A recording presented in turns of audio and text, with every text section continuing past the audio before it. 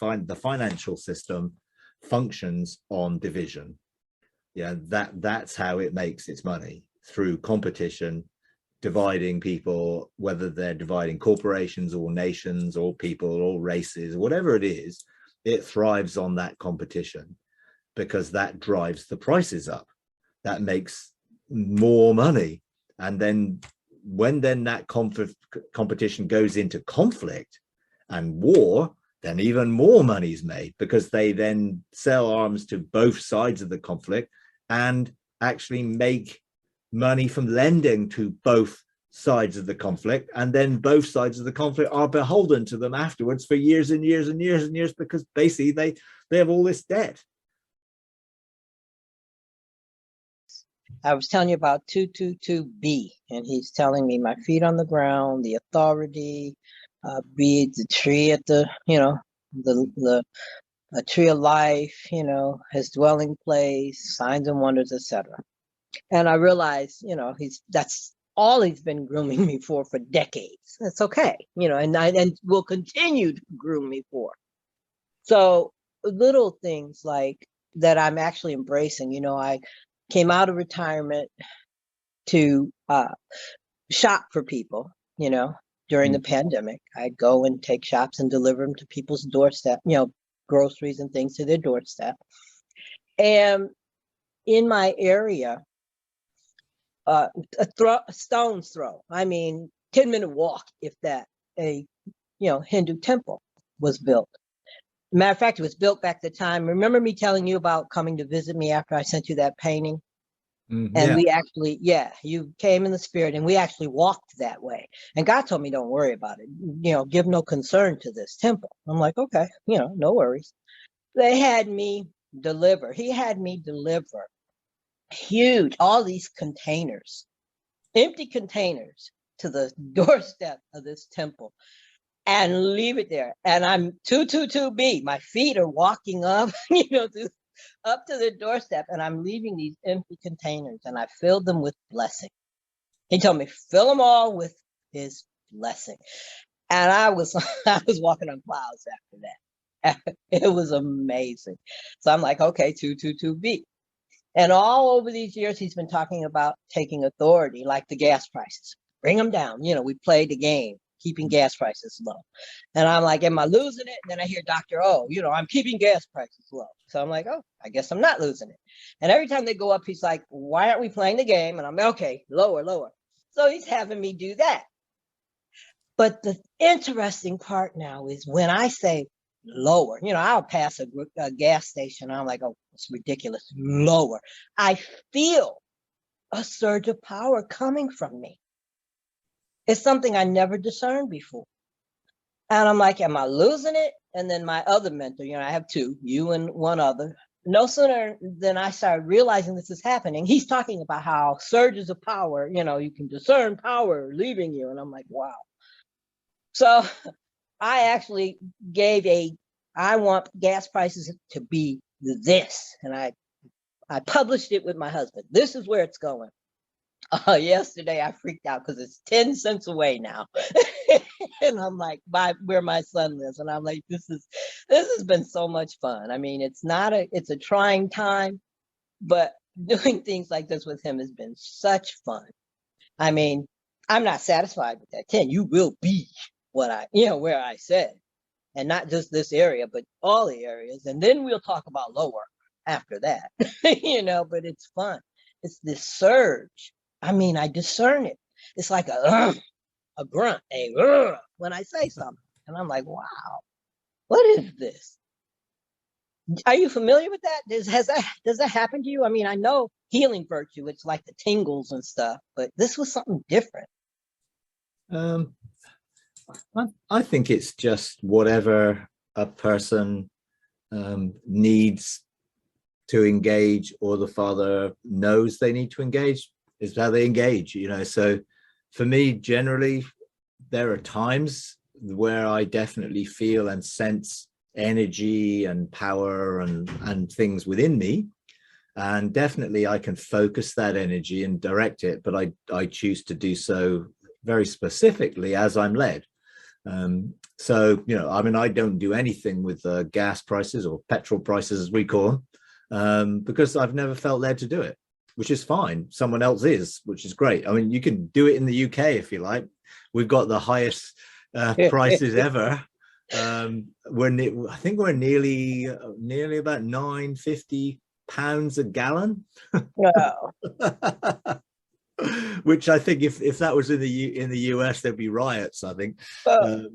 But that's what it is, and I mean, I've never felt to do anything about that, although overall there's a sense of being aware of the global picture of what's behind that and who's profiting from it, and that whole sense, and realizing that the whole thing needs to actually be dismantled and come down eventually, so that those profiting from the misery of others, on the basis of nothing, because it's the same oil that's coming out of the ground. It didn't cost any more to produce it, really.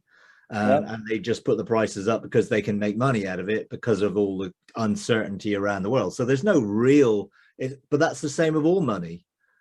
It's electronic value. Why does money go up and down? Why do shares go up and down? Because the whole system is based on essentially gambling. When you actually look at it, that's really what it is. And I think that whole system eventually will crumble because it is based on nothing.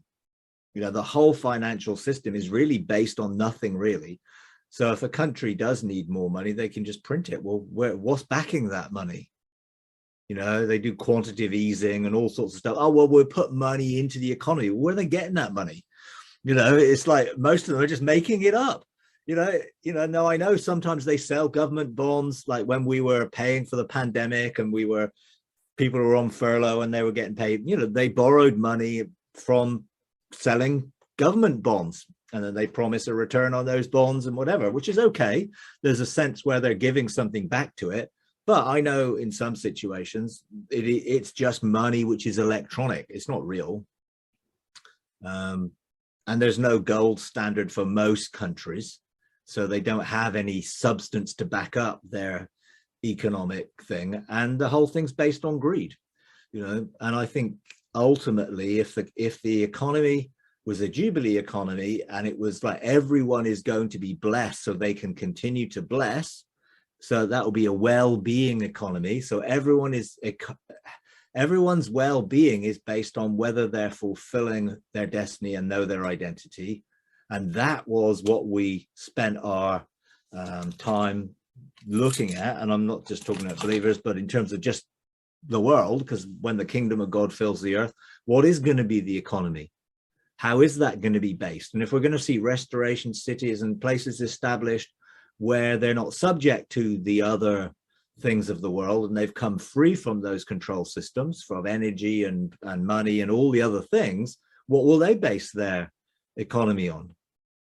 And I would hesitate to sort of say, but I think it's going to be something totally different than numerical value that it is in the moment, because why are some people valued over others when we're all the same value to God? Oh, well, that person's worth more because of what they do. Yeah, but we shouldn't be looking at what we do. We should be looking at who we are. And I think, I like this federation policy in the Star Trek things. It's like no one gets paid anything, whether you're the captain or whether you're the engineer or whether you're the security guard. No one gets paid anything. You just have everything you need, and you're actually serving the whole. And that is where you get your fulfillment in. And if we're all serving the purposes of God and the whole of God's kingdom, then we wouldn't be looking at a value, well, I'm worth more than you, because look at all the things I'm doing and you're not doing them. Because it doesn't matter what we're doing, it's who we are. And therefore, we're only doing what we see the Father doing. Therefore, one person can be doing all these things and one person can be doing this, and they're equal from God's perspective. And if we looked at it from that perspective and treated people and their value and worth, not based on what we perceive they do, but on the basis that they are a child of God, then things would be very different, and societies would be very different, and all of the position and power and influence and all of those things which are currently, open to the corruption of the political system and all the other systems wouldn't be there anymore. So, and I think that is coming. Now, how long it's going to take is depending on how many people enter the kingdom and start establishing that in their own lives. Because if we play the system, then we're going to be constantly applying the same values that the world does. So we've got to operate in kingdom values, and our worth is not based on what we do towards God or anybody else. And when we look at people the same way God looks at people, and when we treat people the same way God treats people, and we operate in love and forgiveness and blessing and all of those positive attributes of God's nature and character, then the world will begin to change. And I think the awakening to that change is starting to happen, because people are looking at all the failures of all of those systems, they don't work, and beginning to look elsewhere.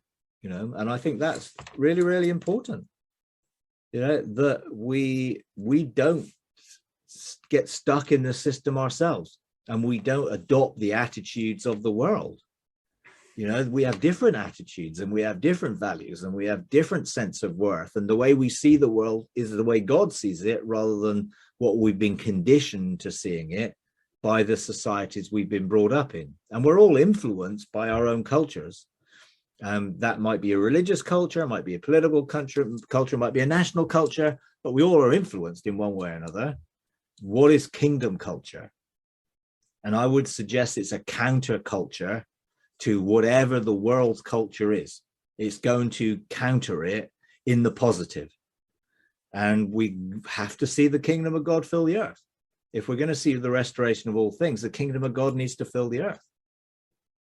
And that's us, because the kingdom is within us and needs to flow through us, because it's the kingdom of heaven. It's the heavenly attitudes and the heavenly aspects of that which need to manifest on earth. So love and forgiveness and blessing and all of those positive things, and we're the responsible ones for filling the earth with it. If people think that Jesus is just going to pour it out somewhere, it's just going to happen, I think they're going to realize that that isn't the case. It is us that it flows through, and the more we expand our boundaries and our spheres of government increase as God's children, the more that will begin to be filled with heaven on earth. And then as we come together, there will be a corporate manifestation of that. So I believe everyone is called and uniquely, wonderfully made, and has a unique purpose, and therefore manifests things in the way that they're wired. And we're all very different. You love sort of the numbers and all those things. I don't notice even the time, let alone, because I don't, that's just not something that is important to me or that God uses. But for you, he does. And that is, I think, the precious nature of our individual uniqueness to God, and the way he speaks to us in a wonderfully different ways. And they're all equally valid. And I think that's the important thing. To see the way God speaks to you, the way God speaks to me and Mary and Catherine, they're all equally valid. And we need to discover them in our relationship with God, which may be different from anyone else's relationship with God. Not that it's any less or more, it's just different. And I think that's the uniqueness and the manifold and the multifaceted nature of God, and the way he's chosen to make us all different, to reflect some of those wonderful facets of his character and nature and person. Yeah, I'll quote him. He once told me he marvels at the individuality of man. And I was like, whoa. Yeah, whoa. And as for there, I've been many places on this earth. I haven't been there where you are yet. We were on our way before the pandemic hit, and we had to get refunds and all of that, but we're supposed to be coming back as things have lightened up. We'll see. Supposed to be coming back at the end of this year. So with my feet on the ground, I might feel like I have more authority to help out. As led by him. I Absolutely. Tell him, I lay my will like a crown at his feet. And I say, Lord, you cannot usurp my free will. I freely give it to you. And I say that continuously, and I enjoy saying it. Yeah, no, we're very similar there, because yeah. that was something I would just establish every day for years and years and years, until it became so ingrained in me that now it's just my state of conscious reality. You know, it's like it is now the way I am and think, and it is that is it, you know. But it's wonderful the way, you know, all of us have different roles and aspects to play in it all, you know. But the great thing is we don't have to be passive. We don't have to be passively waiting for something to happen. We need to be proactively legislating and governing as sons of God to bring the kingdom and establish God's rule on earth as it is in heaven.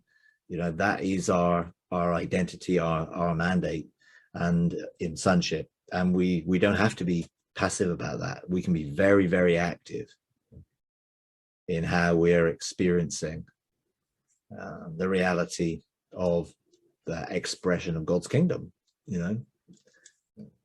And it's great, you know, you're legislating for the things you do, I'm legislating for the things I do, and we're all doing the things that God has intended us to do within our destiny. And we don't have to compare each other. We can just rejoice and celebrate in the things each of us is embracing and doing and outworking, and be encouraged by the fact that we're all expressing aspects of God's kingdom, which is pretty awesome. Yeah.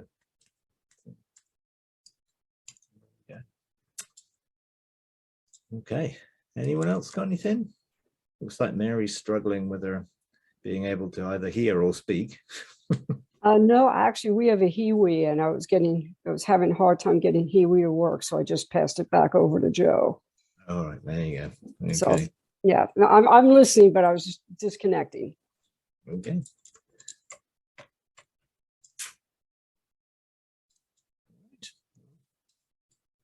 Which brings me to the question: any thoughts on Ukraine? Yeah, lots and lots. I mean, I think in all the government groups that I'm engaging at the moment, we've sort of engaged with some of that. I'm personally engaged with it a lot. I mean, I feel such a sense of union with the Father's heart, and his heart's for peace. Jesus is the Prince of Peace, you know, and I've been very, very encouraged by the response that the world has taken to this situation by not escalating and warmongering, but looking for peace and looking for a peaceful things. Now, I know the politicians have their own way of doing that, and they're doing their political stuff. They're doing that. You know, that's not what we do, but they do it. What else have they got to do? You know, and they that's their politicians, so they've got to use political means to do what they're doing, but they're not doing it in a warmongering way. And I feel that is part of the awakening that's happening. I think God is at work in all this to bring about something good out of it, although it's horrendous what's going on and God isn't doing it. And, you know, there are a whole load of prophetic voices out there, you know, the Elijah List group, that lot, who are saying, you know, this is God and God's using Putin and Putin's God. I mean, that is just absolute rubbish. You know, it is. I mean, I've never heard as much puerile stuff for a long time. Well, not until the last election you had, you know, it's like, yeah, it's basically just total puerile rubbish, but they're just coming from the same manifestation of the future and their deep state stuff. I mean, it's all about, you know, it is absolute nonsense, but a lot of people listen to it, and then they're sort of like cheering him on. I mean, but then even them surely must look at what's going on and view what's going on as abhorrent. You know, they're bombing civilians and destroying theaters and hospital wings and children's wings in hospitals and all of that, which is horrendous stuff. But I do believe that God is at work, and I do believe that there will be a peaceful solution to it. And I don't think things are going to escalate into World War III or whatever. But I do believe that there are some difficult times to go through to get to that point. So a lot of what I'm doing is legislating for peace, continually releasing peace, therefore forgiving, releasing Putin, the Russian oligarchs, the Russian government, the soldiers, forgiving them, releasing them, because I want the right heart to minister peace. I don't want to try and minister peace out of anger and frustration and annoyance, although it is horrendous what's going on, and I feel huge compassion for the people who are suffering, of course. But I've been so impressed by the way they speak. You know, I listen to, you know, a lot of sort of our national news radio station when I'm in my workshop or in the car or whatever, and they have lots and lots of Ukrainians on speaking, which is quite different from any other conflict like this I think I've known, that the people on the ground are actually having a voice globally to tell their stories. And I've just been so impressed by the way that they've been so dignified in their approach. And yeah, they're not going to give in, and they're standing firm and resistant, but there's no sense of, very, very little sense of revenge or rot. They just want peace. They just want their country back. They just want peace. They're not looking for any revenge or retribution. They just want peace.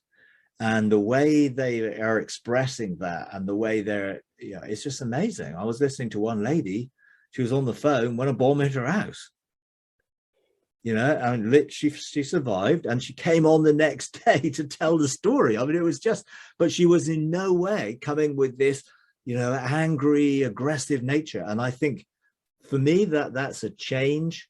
And I think that is part of the awakening that's going on, the global awakening that's happening. And I think there's a lot that's going on behind the scenes, and of course, in all this. And ultimately, I believe that there will be peace. And I think there's legislation going on in the realms of heaven, which is limiting the scope of what can be done. And things will, I think, change as a result of this in a positive way. And, you know, the world has come together in a way that I've never seen it come together, you know, in agreement. You know, there are obviously a few sort of dissenting voices out there, but by and large, there's just such a sense of, we want peace. And I think that is the heart of God. And I'm, you know, not passive in it. I'm legislating for a lot of things, like, you know, weapons not going off, and, you know, munitions failing, and, you know, armament, all that stuff. I'm legislating for, in a way, not to cause anyone any harm, but to protect people. You know, I think there are angelic legions out there protecting people. I think there'll be lots of testimonies of supernatural intervention and protection that will come out of this in the end. The stories will come out. But, you know, I'm legislating for the truth to come to light, particularly in Russia. And you've got their national news outlets, people are resigning, you know, public protest on air. I mean, people are beginning to share their voice, and that voice is a voice for peace, no war. You know, this is what they're in Russia. And I think that is what will bring about the change ultimately, when their truth will come to light, and people will realize what's going on, and they will rise up, you know, and not in a aggressive way, not in a violent way, but in a peaceful way, to demonstrate that they're not going to stand for their nation doing this to another nation. And, you know, you have a load of stories of Russian troops, the conscripts, all, you know, basically deserting. And, you know, the whole thing is sort of grinding to a halt. And, you know, it's like they thought they were going to do this in a couple of days, you know, and now it's weeks, and they're running out. They're running out of food. They're running out of fuel, you know. So I think in it all, you know, I think we can legislate for peace, but do it as the Father directs, and don't be passive about it. You know, be specific when you feel you're led. You know, I'm definitely directing love. I've talked to several groups of people who have really had a mandate to engage with Putin in the spirit and to minister to his fractured and broken soul, because he's definitely a broken man. He's a fractured guy. You know, he's has huge brokenness, and the best way things could change if he had an encounter with love and was transformed, obviously, you know, and that would be the best way out of it. But in that, if that doesn't happen, then I think change will begin to take place.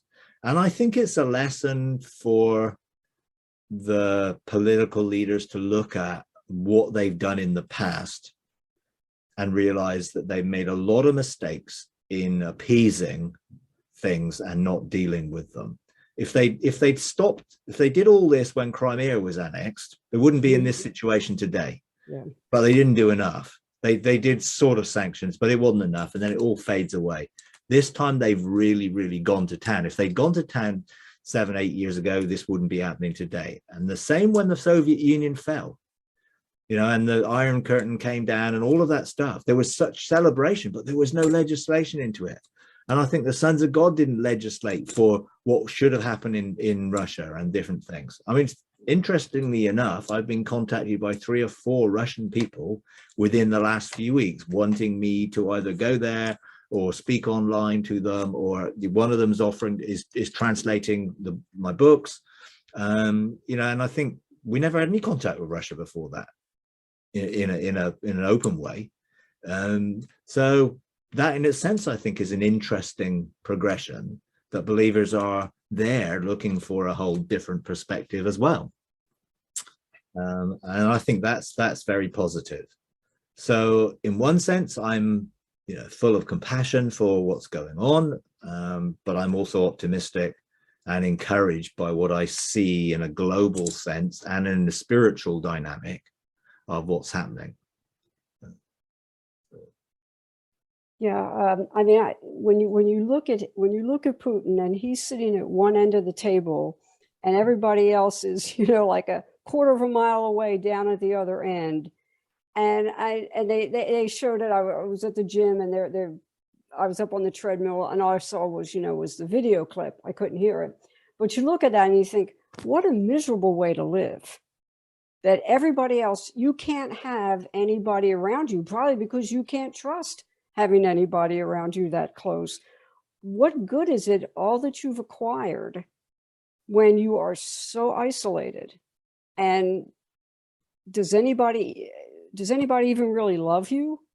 I mean, a lot of people fear you, but are there people that really love you or even like you, that you can't even have them sitting close to you at the table when you're going to sit down for a meal? They have to be all the way down the end at this other end of the table. And it's like, that's a very telling statement on where he's at personally. And that's really sad. That's pathetic. It is. Yeah, it is. And I think this is where we must make sure that the way we respond to people is through the love of God, and wanting that person to be restored and made whole, because, you know, he's obviously broken, you know, otherwise he wouldn't be doing what he's doing. And there's obviously a lot of rumors about his health and whether, you know, what's going on, whatever, and you always get rumors in whatever. But I feel that, you know, certainly the people I've spoken to had a very clear mandate to engage him in the spirit, and his spirit, you know, have really ministered into the brokenness of his soul, because he's broken, fragmented inside. He's a little child in the inside, you know, and, you know, no matter what he's doing, you know, I still would want to see him restored and made whole. But I think there is a very positive sense of, you know, the way I've seen just change. I think it's just there's a different attitude and atmosphere around this whole thing globally than I've experienced in any other conflict. You know, now if people then say, okay, let's look at all the other conflicts going on as well now, and maybe let's start to take a positive approach towards those as well, you know, rather than, you know, ignore them. You know, things tend to go around in the news cycle for a while, and then they sort of disappear. Something else takes front stage, and and you hardly hear about the things that are going on in Yemen and other places where there are conflicts still going on at the minute. And maybe this will raise awareness that globally we can do something about those things as well, and we should. You know, we should be ministering for peace in those areas. Most people don't even know that they're going on. You know, and I think probably a lot of people in the US don't really know a lot about what's going on outside of the US, full stop, in some areas from what I've seen and experienced and seen. And I think maybe there'll be a more of a global awareness that there's a lot going on in the world that we should be looking to administrate into. And certainly the sons of God operating within the earth shield and operating in a governmental way, arising, shining, bringing and administrating peace and love, is very much part of that. And we need to increase that, and we need to see the kingdom of God continue to expand one by one by one, because every time someone comes into the light of God's kingdom and love, then the world changes for the better. And let's get all the people who are stuck in the religious nonsense systems out of it, so they can also encounter what God is really doing through this, and not get deceived into the sort of prophetic nonsense. Well, it's not prophecy, is it? It's just ridiculous things that are being said, but it is very much and very clearly a big area of the church that's living in deception. And for those people to come into the light and come into an experience of God's love, rather than this sort of angry God who's going to punish everybody and destroy the world and bring about World War III, and that's going to bring Jesus back, and all the nonsense that is part of that sort of false, deceptive, sort of futurist view of everything. I want to see those people set free, to see who God really is, and then to start operating in the way God does. If you think God is angry and is going to punish and judge everybody, then it gives you the excuse to do exactly the same in everyday life.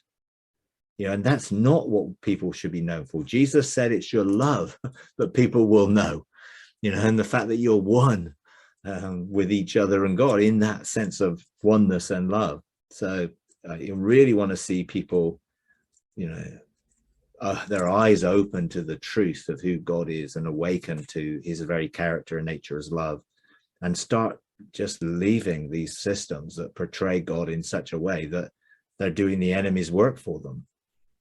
The enemy sort of doesn't really need a PR. The church is his PR. It just presents God in such a way that most of the world doesn't want him. Which is so sad. And we need this awakening to the reality of who God is. Things will change dramatically once people really meet with who God is and start operating as sons of God. The world will change, in a powerful way. Well, just, I don't know. Are you familiar with the show? It comes out of the UK, Trigonometry. No. Okay, well, it's two. I would say younger compared to me. I'm going to guess they're maybe like late 30s. I'm going to guess, guys.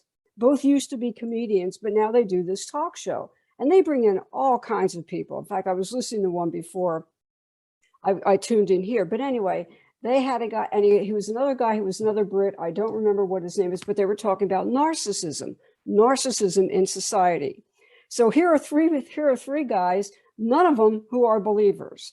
They're sort of borderline atheist agnostics. But the one is talking about, the guest is talking about, well, the whole concept that was going through, I think it was through Marx, was that you had to get rid of God. But this guy makes the point, but when you take God out of the equation, you have this vacuum that is there.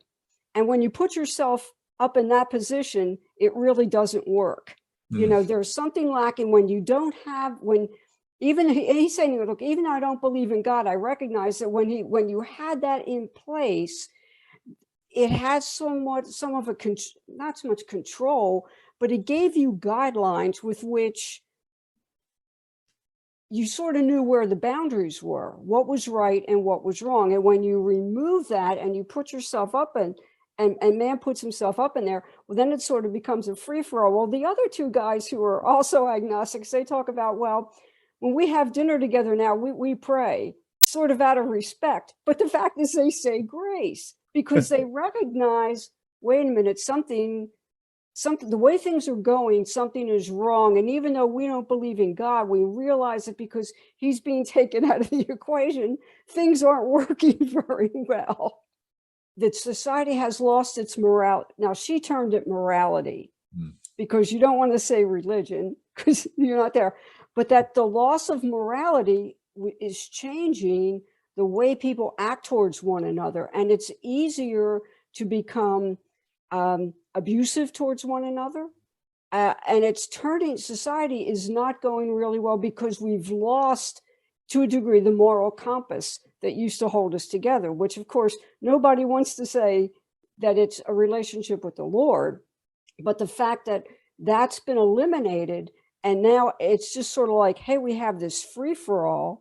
And I'm going through that in one of my classes. I was telling them I've got critical race theory and intersectionality right now, and it is the biggest bunch of bunk that I've heard in a long time. And it's like, well, there are no absolutes. You know, you have to have this dualistic. There's not the definition of right and wrong or good and bad. You know, you have to be dualistic. You have to have this pluralistic because there's things in the middle, and you have to accept all this stuff. You know, everything is fluid. Gender is fluid. Sex is fluid.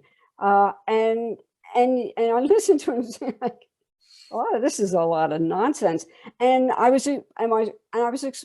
this particular educator was saying, it's one thing to teach that as a theory, because it was a theory. It came out in the 70s to say, okay, now this is a theory. This is what it teaches. This is just being presented as an idea. You know, you decide for yourself whether or not you're going to go for it. But it's taught like, no, this is the truth. This is the way that it is. And that's where the danger is coming in. And so it's interesting to see how, as soon as you put God out of the picture, how far off in the left field you can go and the crazy things you will do to justify what you are doing. So again, to listen to these two guys saying, well, we say grace, you know, we feel like we have to do something out of respect. They don't believe in God. And I'm like, oh, he's getting to you. He's getting to you. Yeah. It's taking a circuitous route.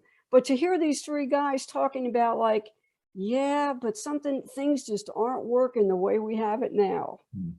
But, you know, but that's humanism. Humanism is man's attempt to be their own God. And the result is chaos, is anarchy. There is no, you know, as you say, where do you draw any line? Where's a foundation? There is none, because you're making it up as you go along, you know, without reference to anything other than yourself. Well, okay, well, who's going to agree?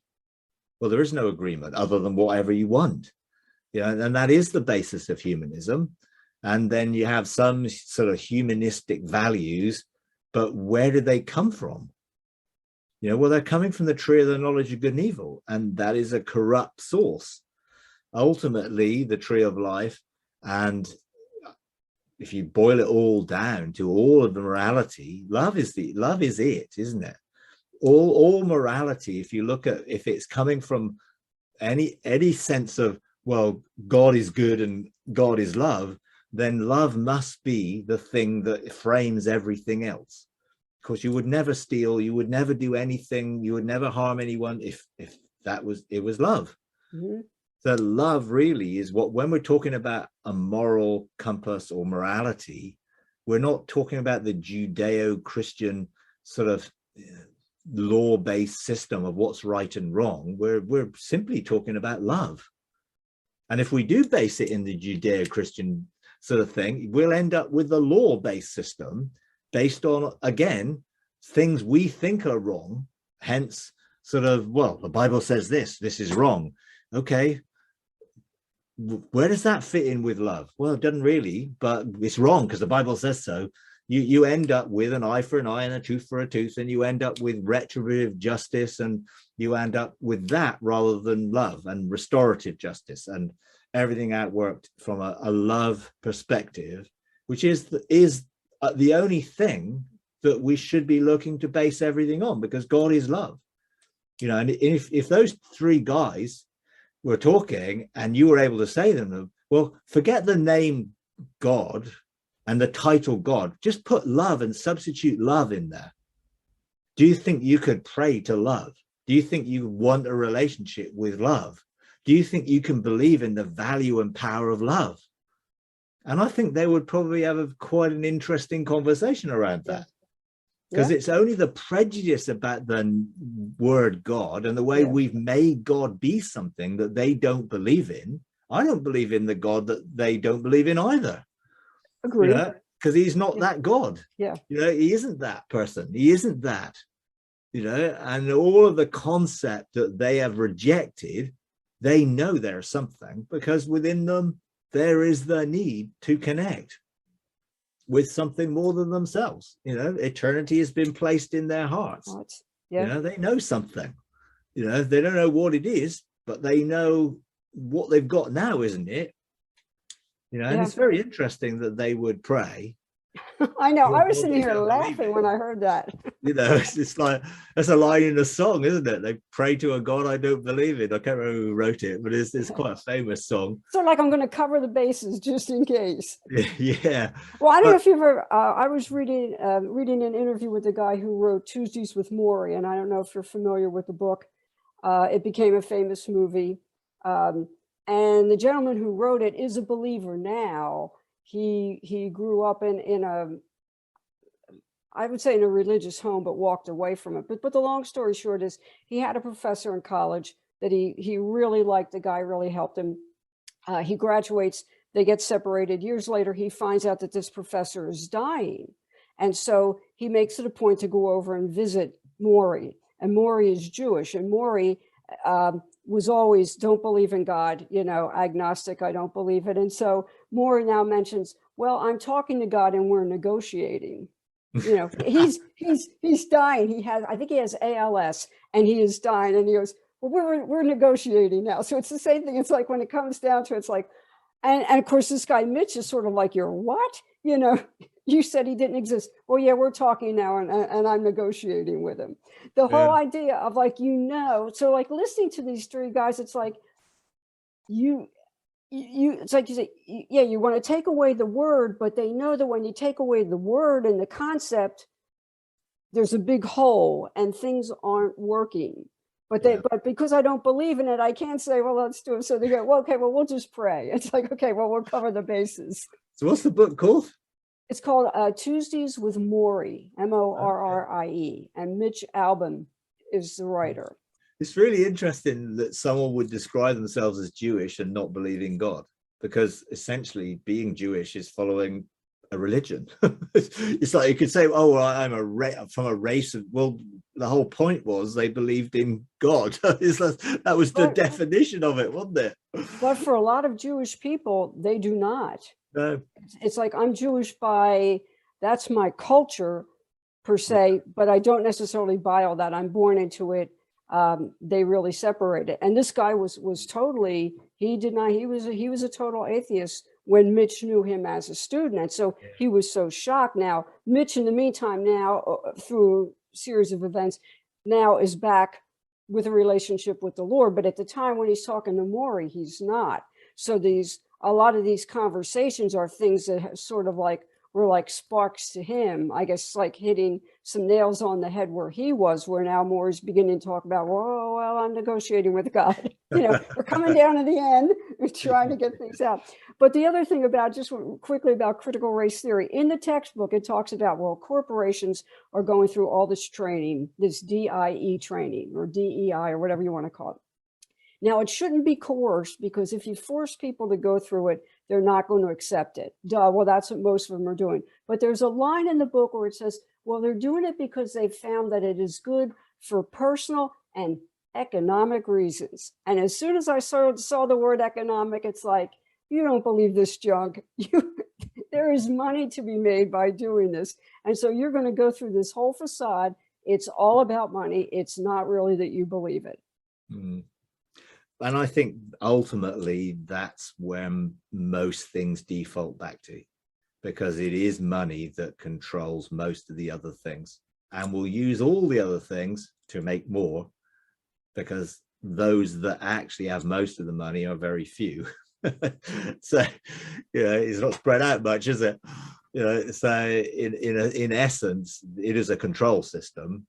and all of the conflict and everything else. You know, I mean, the whole thing with the financial system functions on division.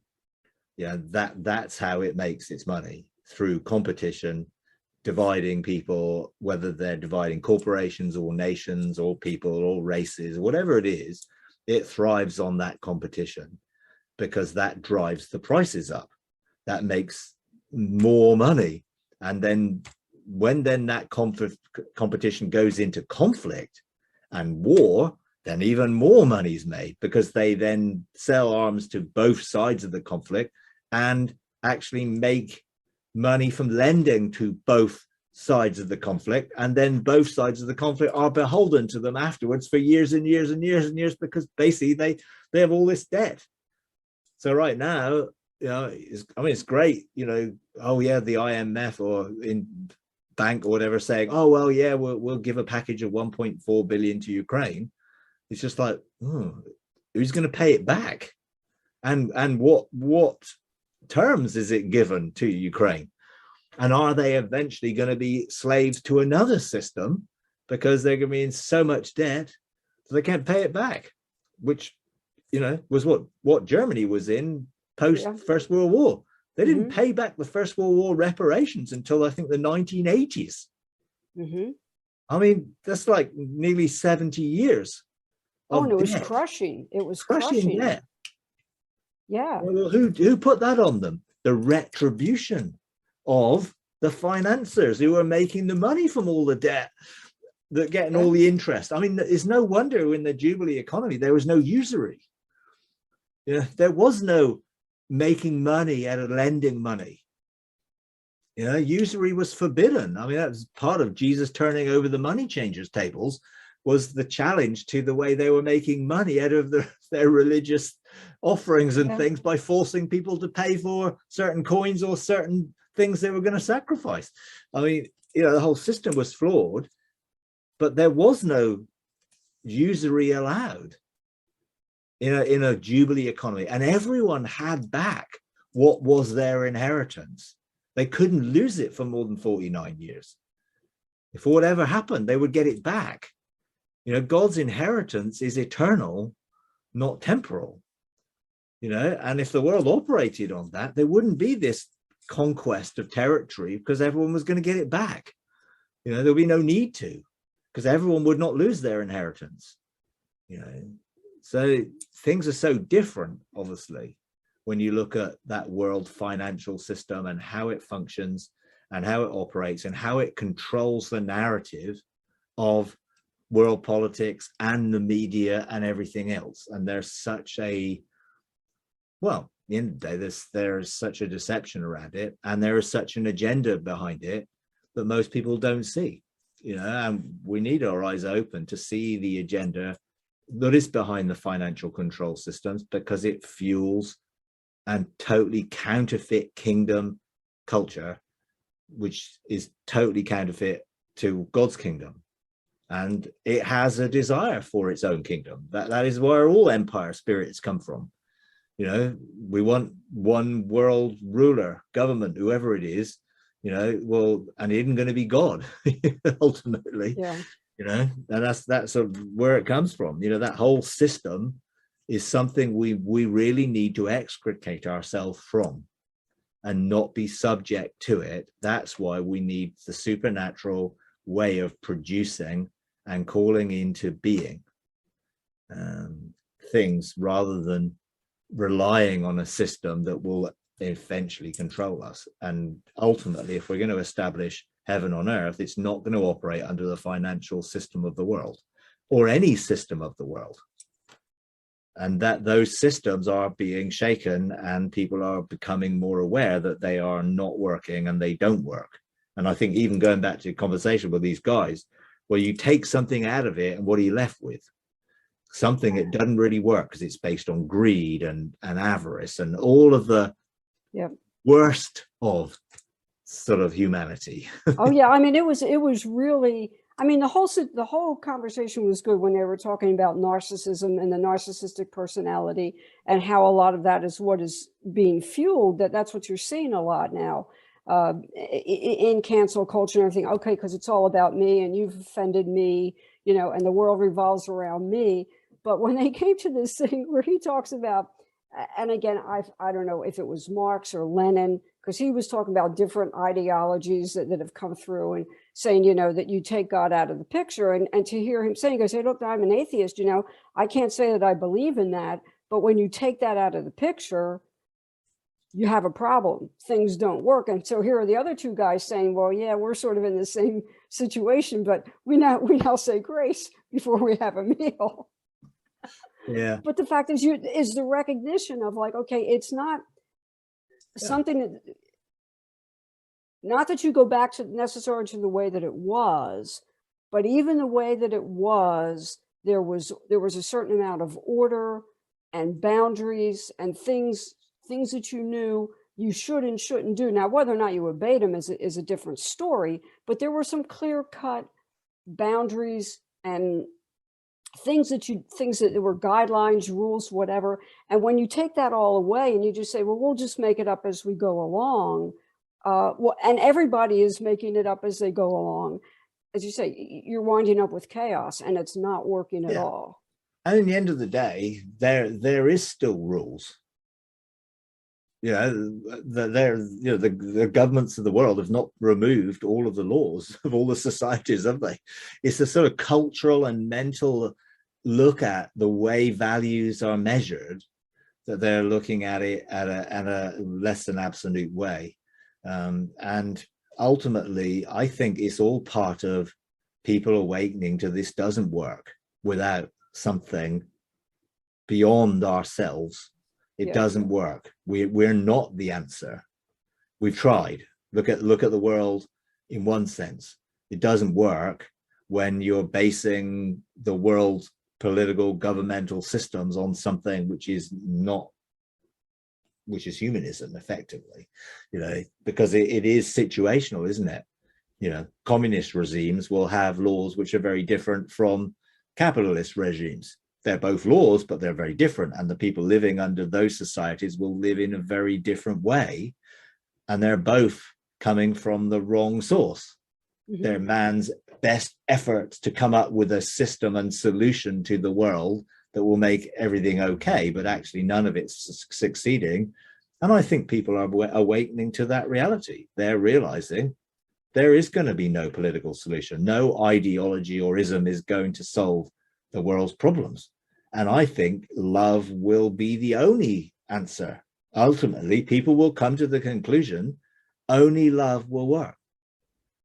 You know, and there's so many songs being sung about it, you know, love will make the world go round and all you need is love and all this stuff. Now, I know their version of love may have been a very perverted version of love, but in reality, that is true. If all we had is love and total unconditional love, wouldn't we need anything else? You know, everything would make sense from a love perspective, and it will. And I think people are awakening to that. First of all, they're realizing this doesn't work, and then they will look for what does work, and they'll find it in God as love, and they will find that it works because it can't fail to work. Love will never fail. You know, it will work. It does work. And I think that is where we are in that state of an awakening taking place. And it always first people begin to stop trusting in the things that they once trusted because they no longer work. And you could say the shaking of those systems shakes people's trust in them, the fallibilities of those systems, which is why people have got to be careful that they don't look at the global situations and make judgments based on temporal things. Oh, look at the terrible things that are going on in Ukraine and other places. The world's getting worse. Oh, it's bad. It's getting worse and worse. And, you know, actually it isn't. We're just more aware of what's going on because there's more light and therefore darkness can't hide as much. And as people become more aware, they're realizing that none of these things do work. Therefore, we need to look for something else. And we've got to make sure that we are the light that draws them to see God and not turns them away from God. Because our system is no better than their system. which is why religion is no better than politics in solving the world's problems. It doesn't work because it's still based in a man-made system. Only the kingdom will fill the earth, and the glory of God and the manifestation of love will bring about ultimate change. But we've got to be careful. We're not afraid of what we're in, and we can actually see the bigger picture because we're looking at it from God's perspective and a heavenly perspective, and not just caught up in all the stuff that's going around us. We stay in rest, and you can only stay in rest when you're at rest in God. And that's why the sort of intimacy and the face-to-face encounters and the relationship with God is so important in all of this, because that's what gives us our sort of basic foundation. That's what gives us the truth, the perspective that doesn't change and is totally consistent and is dependable and reliable and faithful, and God's faithfulness and his loving kindness will never end.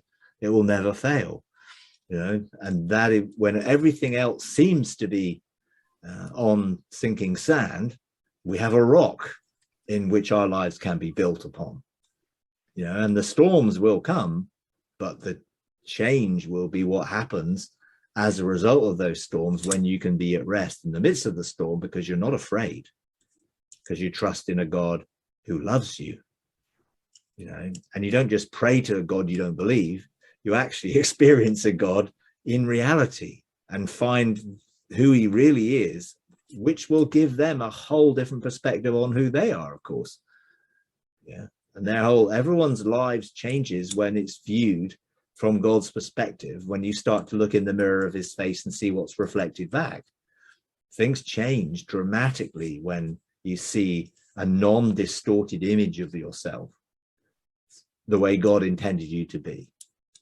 And that's so important for people to get their identity from him and not from the world around them.